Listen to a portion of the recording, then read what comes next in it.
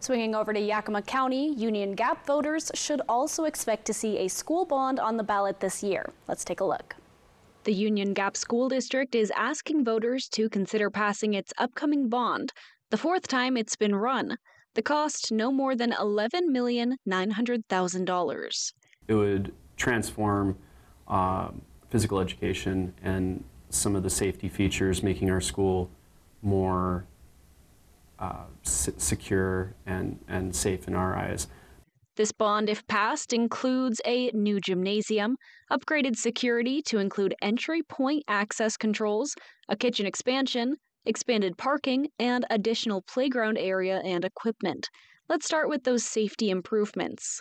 We don't have a buzz-in system. It's one of the newest. When schools are being built, they actually are building buzz-in systems, but our school was built in 2009 when there wasn't those type of safety measures.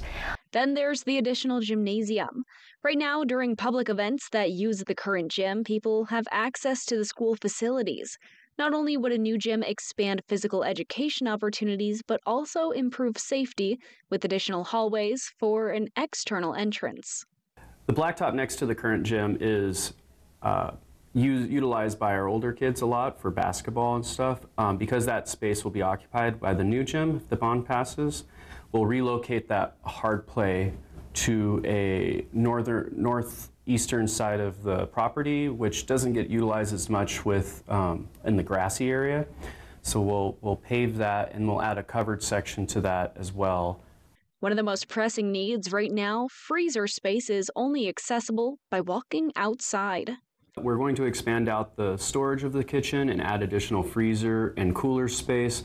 Right now we have to have a freezer located outside of the building with a padlock to be able to facilitate how much food we need to store just for a week's worth of food most of the time.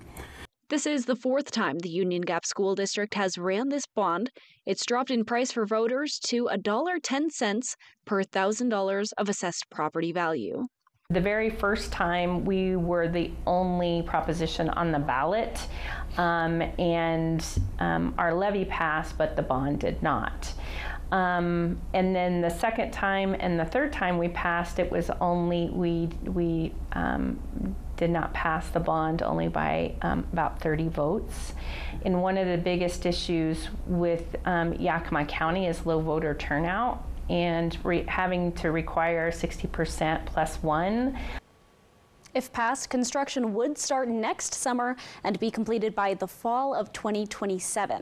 So Austin, Kittitas, Walla Walla, Franklin, Umatilla, and Morrow Counties elections divisions say there are no upcoming education-related bonds or levies on this year's ballot. We'll keep you posted.